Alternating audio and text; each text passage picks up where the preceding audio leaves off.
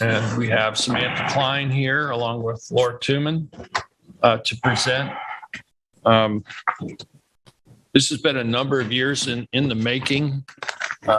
We started with an assessment of areas within the town that are hotspots and at most risk from coastal storms and sea level rise inundation.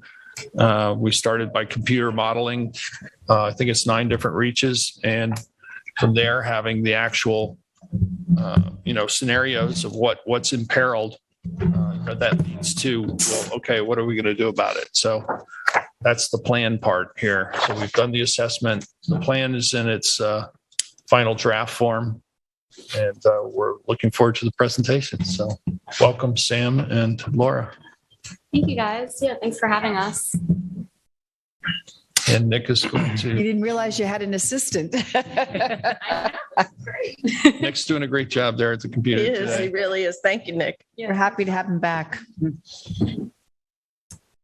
So Laura Tooman and I are here today to discuss the Coastal Assessment Resiliency Plan and to make a recommendation to the town board on behalf of our Carp committee to support and adopt the resilience plan.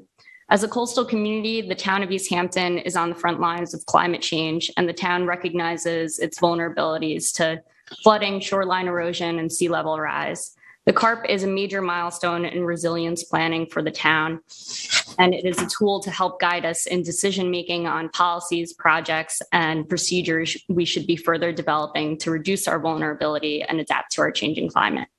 Next slide, please.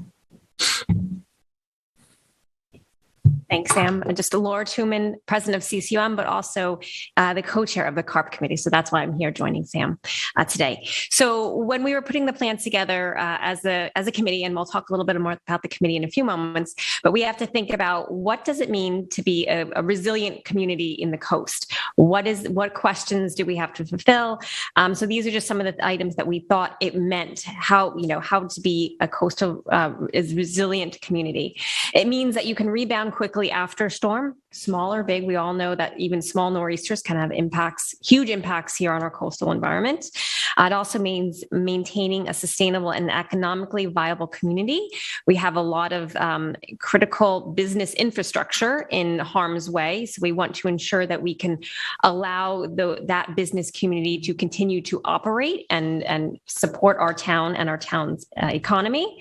We want to be able to maintain essential functions throughout the town, prevent or minimize storm-related damages, ensuring the community, the public is safe in storms, and also being able to protect our natural and recreational resources, making sure that our wetlands, our beaches can continue to thrive and protect us naturally, but also provide the countless benefits that our natural resources do provide for us. Some background on Carp. The town applied for and received a New York State Department of State grant. It was under the local waterfront revitalization program as a part of Title 11 of the Environmental Protection Fund. That was a consolidated funding application to develop this project. The town hired a team of consultants through a competitive RFP process. GZA Geoenvironmental was the lead firm on this, with Dodson and Flinker and Coastal Ocean Analytics being the subcontractors. Their team conducted public meetings throughout the life of the project, and the deliverable from the consultants was the Coastal Assessment Resiliency Plan. The plan has undergone several rounds of extensive review and analysis by our Carp committee members. Thank you. And so this is just an outline of who serves on the committee.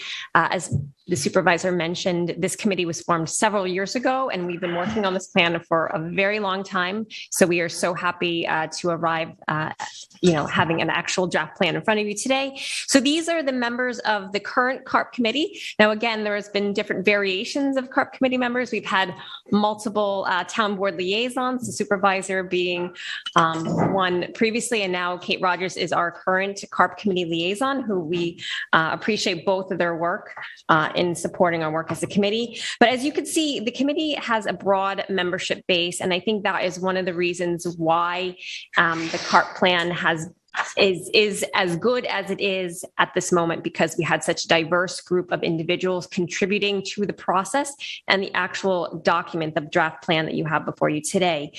We have two co-chairs. It's myself. I'm the other co-chair is Allison Branco from the Nature Conservancy. We have members from the Waterfront Advisory Committee, New York Sea Grant, who deal with coastal erosion, coastal processes all day, every day. The Surfrider Foundation. We do have some Montauk residents. The Chamber of Commerce is a member of the committee, and myself, and we have several ex officio members who support our committee as well and provide great assistance in the Planning and Natural Resources Department. We also do have someone from the Village of East Hampton as well. And, I think this committee, again, has been super supportive of this effort. I think we've worked extremely well with the town and especially with Sam on making sure that this is a plan that is not just a top-down plan. This is a plan that the community wants. And it is, the plan is better because it was developed with outside assistance and support. There is a letter that is basically an addendum to this plan. It is supplied by the committee where we basically talk about why this plan is so important. In that letter, we basically state that it is important to start now. The threats are real, and you'll hear more about that from Sam later today. But the threats are real, and we need to start acting now. We may not have all the details right now. The devil is in the details, as some of our committee members state. But it's important that we start now planning and working together to find out what those details are so that we can come up with a plan that we all agree on, all aspects of the community. One thing that the committee thinks is very necessary is to involve the public. We need to continue to educate and involve them in the process. We need to go to the CACs. We need to, you'll hear more about some of the actions that we're proposing to do, but there's going to be further opportunities for the community to be involved and engaged in this process.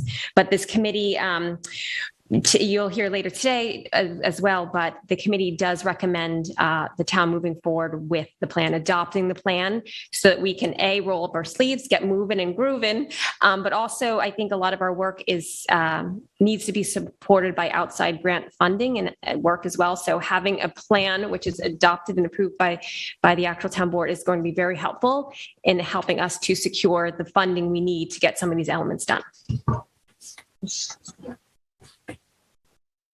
Yeah, the committee did a tremendous amount of work and effort on this project. And I know I said there were several rounds of review. Several is definitely saying it lightly. We really worked a lot on this, and the different area of expertise and the different organizations everyone represents was a huge asset to the project. The way the plan is formatted is as an approximate 80-page executive summary that identifies risk, goals, and strategies. In addition to the executive summary is a series of attachments. There are 11 focus areas, each with their own section in the attachments. These areas were identified by the town as hotspots to be looked at in depth for assessment of their coastal risks and recommendations specific to that area. The Carp is a town-wide plan with different strategies recommended and prioritized for different areas. Even the same strategy may look different depending on the area that it's implemented in. Next slide. Some coastal risks identified in Carp include a direct impact on property damage or loss, disruptions to business operations, loss of natural or recreational resources, roadway flooding impacting the ability of emergency response services to complete missions due to site access issues, residents being impacted by roadway and railway flooding, and disruptions to our lifeline services, which are power, sanitary systems, and water. Strategies and measures we take should reduce these risks and positively impact the future sustainability and economic viability of our town, as well as the safety and quality of life for members of our community. This is a map showing the topography of East Hampton. We are a generally low-lying community surrounded by Bay's Ocean and the Sound. This makes us highly vulnerable to the impacts of storms, sea level rise, coastal flooding, and accelerated erosion. Some of these low-lying areas are also narrow in width between water bodies. This poses a risk of there being breaches during extreme flood events. We see this occurring on the stretch with Napeak Harbor and the ocean, as well as downtown Montauk with Fort Ponds in the ocean, the residential Ditch Plains community, and Girard Drive with Accabonac Harbor and Garner's Bay. Next slide. This is an image from Carp showing the permanent submergence of low-lying areas, leading East Hampton to physically transform into a series of islands. The Carp states that this can occur as early as 2070 with inaction. There are parallel approaches of climate change mitigation and climate change adaptation that the town can pursue to delay this outcome and to prepare for it. Reducing our greenhouse gas emissions and our reliance on fossil fuels can delay this, and implementing various resilience projects and policies can help our community adapt to these risks and future scenarios while continuing to be a sustainable and economically sound town.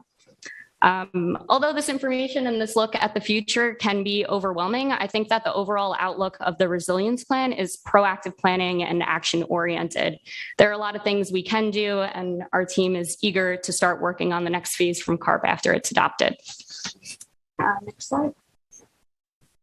After assessing our coastal risks and identifying goals, the CARP makes a series of recommendations. These recommendations include public education and community consensus building, planning initiatives, changes in regulations, emergency response preparation to storms, public work projects, identification of funding sources. Many or all of these are complex multi-year and multi-phase projects, so we are ready to start working on advancing these. I'm going to generally work down the list here and get into a little bit more detail. Public outreach and community consensus building will be incorporated into all the other resilience strategies. Community understanding and support with continuous involvement from stakeholders is necessary to successfully advance any of these recommendations through their feasibility and implementation phases. The CARP committee will be a huge asset in identifying the key groups for outreach and education, as well as forming goals and messaging to the community for various projects. In the short term, we are anticipating on CARP going to the different CECs and other groups, as Laura was discussing. Those presentations and conversations can be geared towards specific focus areas based on who we are talking to. We want to provide information and discuss possibilities of resilience strategies, and we want to hear from the community about what they see as priorities and what they would be supportive of. Community consensus building will also be project-based. Representatives from organizations and individual stakeholders will be determined based on the project's needs and who is impacted by the project. We want to make sure that we have buy-in from residents and that those impacted by decisions are at the table and heard. Next slide. A recommendation in CARP is to review and modify building codes and zoning regulations with updated sea level rise projections. Currently, the town does have elevation requirements for high hazard areas in the 1% annual flood zone for substantial improvements and new development. CARP recommends incorporating sea level rise projections to determine a town-specific design flood elevation that would be higher than the base flood elevation for the expected life of the structure. CARP also recommends adding substantial damage as a regulatory threshold for implementing this and for increasing setbacks. Substantial damage would be met when the cost to repair the damage to a home is greater than 50% of the pre-storm market value of the home. That definition is already in our town code. We would just look to add it as a regulatory threshold. Market value or for the actual structure itself? I believe it's the home itself. Yeah. So with land, so not just the structure. You just get that back to me, no problem. Oh, okay. Yeah. Gotcha. See. We think that this can be done or led in-house, likely by the planning department, and we would also get outside help as well. Next slide. So this is a video that Councilwoman Rogers flagged for our CARP committee. It's showing a home in North Carolina that was on stilts, just to kind of say that although we can raise the structures in some cases when there's a lot of flooding, it might not be enough to make that a livable space. That would be in Rodanthe, North Carolina, which Yeah, is just south of I'm it. sure everyone's That seen was it all over recently. It was yeah, all, it was Instagram, already raised to FEMA elevations. Here, They're just, that property is just south of actually Breakwater. That's in that area. I'm very the familiar poor with. person who purchased this house only purchased it 9 months ago. Oh, Oh, more than too poor, so we probably. didn't have any attachment to it at that point. That's the good news. It's a houseboat, you know. Wow. But for me, an example of a house that's already been a first layer of being raised or FEMA level, but you know, we It need to didn't look, make it, yeah. we need to look deeper than that. There are a few, so now going in the next step from this, there are different factors to consider when forming something like a managed retreat overlay zone. One is low topography resulting in frequent flooding or anticipated total submergence of roadways. If a home isn't accessible, this provides safety issues for the resident and for the ability of emergency response services to get to that home or that person. Also, an inability to supply power or water or sanitary systems being exposed also pose public safety and health concerns. High shoreline recession rates and direct exposure to sea level rise and storm surge are also factors that can lead to this recommendation. Managed retreat can be a policy advance with TDR programs, tax credits, buyouts, and other incentives to encourage people to voluntarily move away from vulnerable areas and encourage the conservation of the natural shoreline. This resilience strategy can also be implemented through legal thresholds and regulatory requirements. Examples of that could be relocation after a very severe storm or property condemnation if there are these health and safety hazards. A committee of relevant and impacted stakeholders should be formed to guide the development of the strategy and ensure that it's consistent with community goals and objectives. It's crucial this committee is formed early in that process and should include impacted private property owners, business owners, environmental experts, representatives from community organizations, and our Carp committee, as well as town staff and state representatives. Property acquisition and relocation and TDR are complex strategies with a lot of questions that we would need answers to. Feasibility studies would need to be done to evaluate economic and social impacts of implementation. A comprehensive cost-benefit analysis should be conducted, the mapping of sending and receiving zones if we do TDR, if there would be increased density associated with relocation, if we're building up, what sort of zoning conditions might have to change. This resilience strategy will likely look very different in the different areas, depending on if it's a residential or commercial district. Next slide. The Carp recommends refining our emergency response plans and evacuation protocols with coastal hazard information and sea level rise projections. During an extreme flood event, 35 to 45 miles of town roads will be flooded. Most of the Carp recommendations will involve working with several departments and organizations. For this one, it would likely be our emergency preparedness officer, of course, Marine Patrol, highway, police and fire departments.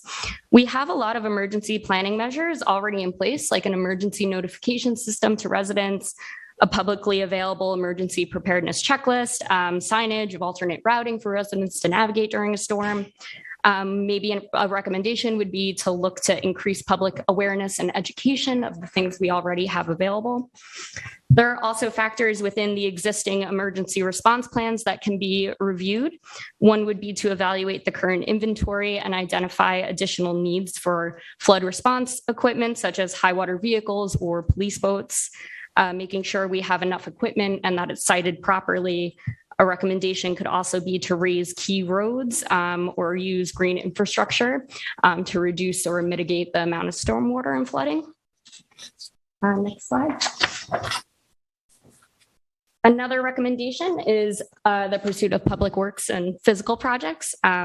Natural and nature-based features or living shorelines use a variety of natural elements to prevent erosion and stabilize the shoreline to reduce inland flooding and absorb wave energy. They also create fish and wildlife habitat. The components of the living shoreline would alter based on what's the best fit for that water body and for that wind and wave energy environment. They would include some sort of plantings like marsh or dune grass, and possibly oyster reefs or breakwaters. Beach nourishment is supported in CARP as a short-term measure. FIMP will be major in temporarily restoring downtown Montauk beaches in the short term, and it buys us some time that we really need, as a lot of these recommendations will take multiple phases to implement. Infrastructure updates in our power and community lifelines should also be pursued. Severe storms can lead to disruption in the functioning of critical lifelines, which raises public health and safety concerns. Resilience of lifeline facilities would include maintaining and restoring normal services to flooded areas before, during, and after a storm. It's a recommendation to further explore renewable energy infrastructure with battery storage and microgrids to have a local and stable power supply source. There's some overlaps of other projects we have in the works that can position us to well advance this in the next couple of years. The 100% renewable energy roadmap and the update of the LWRP would likely give more information and support resilience in energy infrastructure. Next slide. The CARP has a lot of recommendations, and when looking at next steps from CARP, the strategies that we are choosing to advance should be determined based on community consensus, funding, priority, the timeline to reach implementation, and how it lines up with other projects underway. Resilience and sustainability are broad categories, and different grant opportunities or agencies have different goals under these categories. With grant opportunities, we want to make sure that we are submitting the most competitive project we can to have the best chance of being awarded funding. So the timing and availability of these grants will also affect what we choose to move forward. Town staff and committee members will continue to monitor the relevant grant opportunities that come up and make applications based on the community's resilience priorities. Next slide. Right. So implementing the resilience strategies outlined in the CARP to achieve sustainable, adaptable, long-term coastal resilience will be a complex and continuous process. So we want our work to start immediately. The delivery of the CARP is an amazing milestone, and we are excited and eager to enter this next phase of resilience planning. The CARP, its detailed attachments, our committee letter, the project's vision statements, and copies of public workshop presentations are all available on the town's website on the CARP page. We'll continue to update and post more information to this page. We're happy to talk CARP with anyone interested and answer any questions. So I'd like to open the floor up for any questions for Laura or Sam? I know initially we discussed this when we were out in Montauk before, and I don't know if the plan has changed since then, as I haven't reviewed it again, but one of them was about the outreach component of it. Mm-hmm. The outreach component was, I think, number 8 at that time. I think the outreach component should go up to number 1 or be prioritized, so this doesn't get, deflected too early right now. And I think that's exactly what I've just heard, is that you're looking to outreach to the affected communities as soon as possible. To get them to understand what this is looking for. This is a policy right now. That this is a plan that will lead policy and potential changes, but not an actual actionable thing. Meaning, it's not telling us what to do. It's going to help us in our decisions so that we can decide what we want to do as a board. Am I correct on that?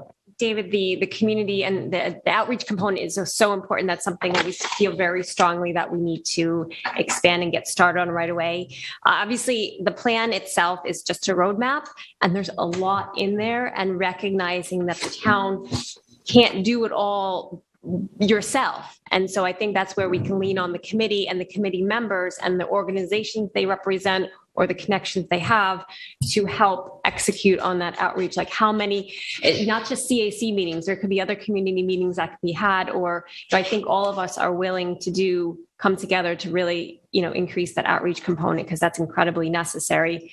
I think you're such an advocate of involving community and trying to build consensus from the beginning through to planning, to implementation, to execution. So I think it's a huge component of the plan that we need to make sure that we get a plan, schedule, and strategy set now and really move forward on it.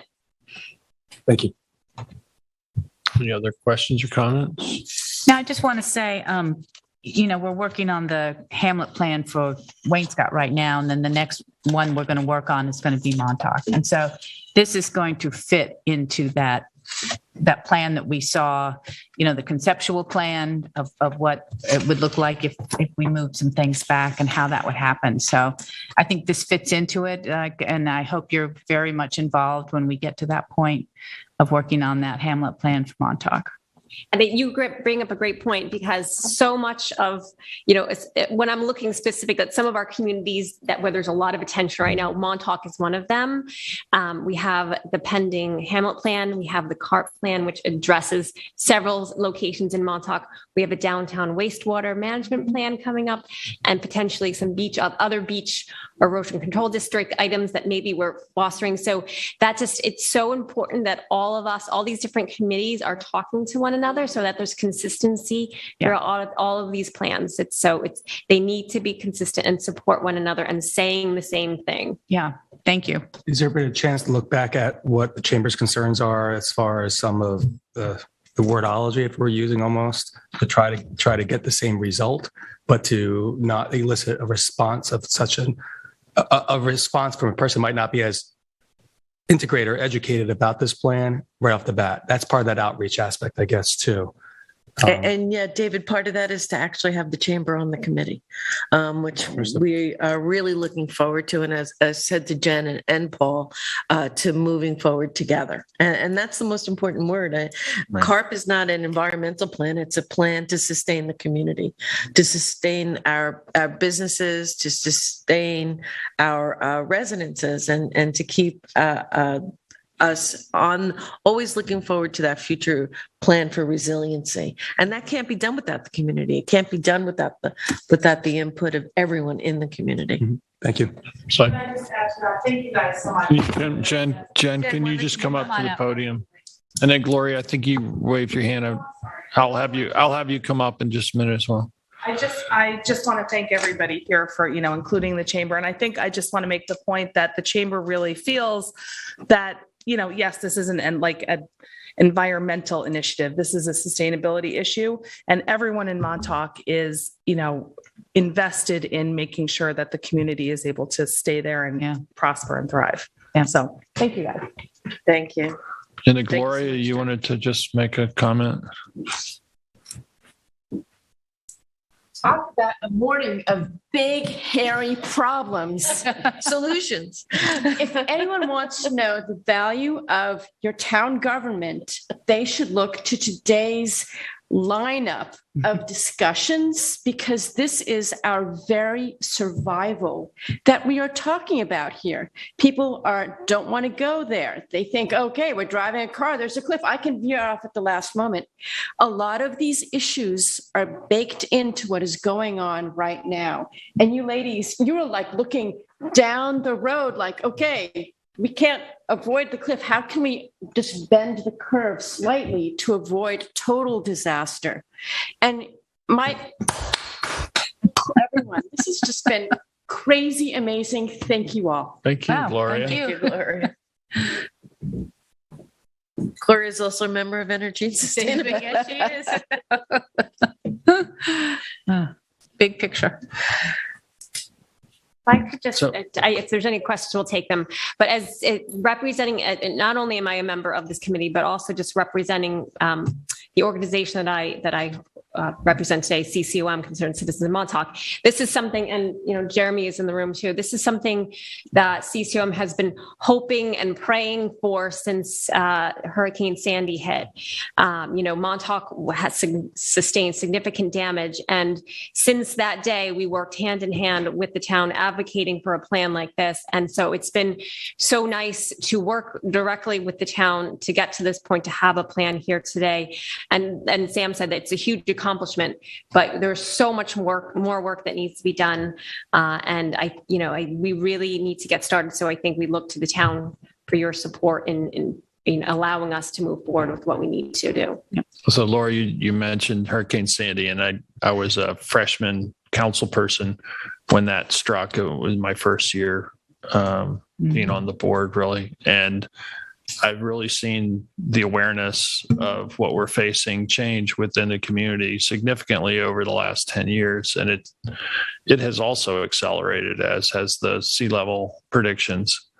And so I think it's really great to be at this point now, but we're still really in the beginning of the journey, if you really want to acknowledge it. And but the ability for us to have Chamber of Commerce and the CACs and all the different organizations, environmental organizations, and just community members take an interest, and they've participated in so many of these presentations that we've gone hamlet by hamlet. We've talked about, what it means at Girard Drive. We've talked about what it means along Cranberry Hole Road and Napeague and Montauk and elsewhere. And to see the level of engagement increase over that time, it's very encouraging. So I'm really glad we're at this point, and I look forward to us, moving forward, adopting a plan, making ourselves eligible for additional grant funding so we can start implementing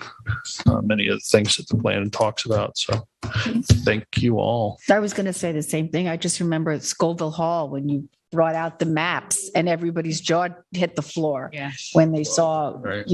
Particularly on the bay side, people kind of expected it on the ocean side, but the real, light bulb went off when you looked at those maps. And then, just before COVID, we got into the American Legion and did Girard Drive and Louse Point, and there was so much engagement. And I think the community is And when you look at ready to sit down and talk about this. when you look at properties at risk and the value of those properties, just from tax revenue standpoint, we fund our schools with property taxes, and you have such a significant amount of our value at risk, one of the highest in the country. I think there's only one other area in California that equals or maybe even surpasses the South Fork.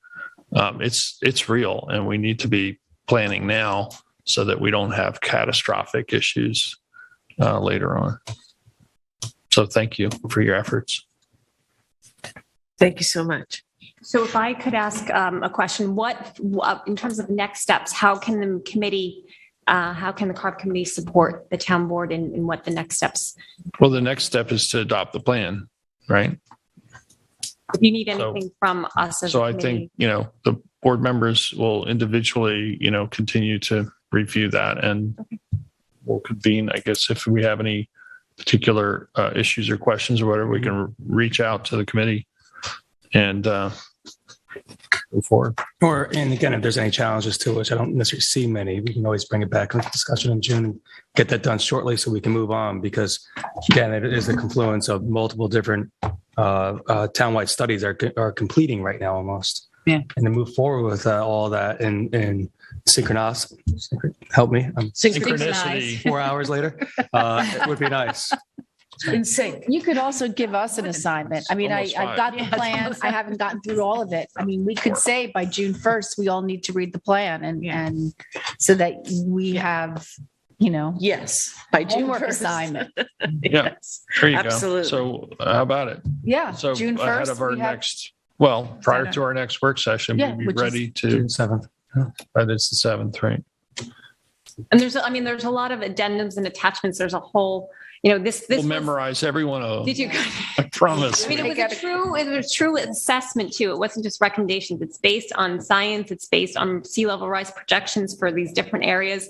So, I mean, the plan is an assessment and specific recommendations for all those locations based on real data that we have. So there's a lot of information there too. Luck. But is this a public hearing then also to accept also, or how? Or is it just a Resolution to resolution by the My board? resolution to adopt. Resolution to adopt. John? I don't think we're required to I'd have to look. I don't think you have. I think become it's part just of, an become adoption. part of the comprehensive plan. Is it part of comp plan? No, I don't think it is. Not yet. It would have to be adopted and then adopted into the plan. So that just changes it up. If not, Going into basically comp meeting plan. schedule would be a It's July worthwhile public to have hearing. it. If not, resolution probably on, late June. We want to make sure we jump on those grants. So that can help us with the engagement and everything. There's money floating around out there. We want to grab it. Yeah, and we as a committee have been really, we've already targeted some, have taken the next steps on some of those to get them lined up, ready to go for us. So, we've kind of done the homework here. And I want to commend Sam. She is a star. She's been so great to work with. throughout this whole process. I'd like She's to done a do that as fantastic well. job. And bringing people together, the Natural Resources Department and the Planning Department have really done a deep dive on this, and it's very much appreciated. Is the funding for more studies off of this, or is the funding for actually for concrete, shovel the ground work? It would likely first be feasibility studies. So for something like TDR or managed retreat, we have a lot of questions that we would need to be developed into that. And a huge point of the scope of work would also include the public outreach and engagement. And then in terms of some of the more physical projects, that would be feasibility or engineering. So living I believe you have that's all laid out in the plan also, right? It's all those actions and then potentially where the funding sources could be. Am I correct? Is that, I think I read that in the plan? This is one of the amendments. I believe that's in there. I mean, I think it's the timeline and the funding. There's like short-term things that we can do that can be done like in-house with the planning department that we spoke about, that Sam spoke about, building codes and so forth. And then there's the shorter-term projects, maybe like short-term, medium-term, like the living shoreline projects that we can actually do on the ground. But, the managed retreat part, there's so many details that need to be worked out. That's many years down the road. It's not going to be done tomorrow. We're not going to move downtown Montauk tomorrow, right? It's impossible. So it's a long-term time away, and, a lot of feasibility studies and, a lot of outside assistance on how we do this, because this isn't done every day. Most of the coastal communities you're seeing are just continuing to pump sand on the beach. But there are a few that have kind of delved into some of the details that we are as well. So, we're kind of setting the precedent here. Thank you. Thank you so much. Thank you so much. And concurrently, the LWRP, we're working on an update to that too. Yeah, that's the update list.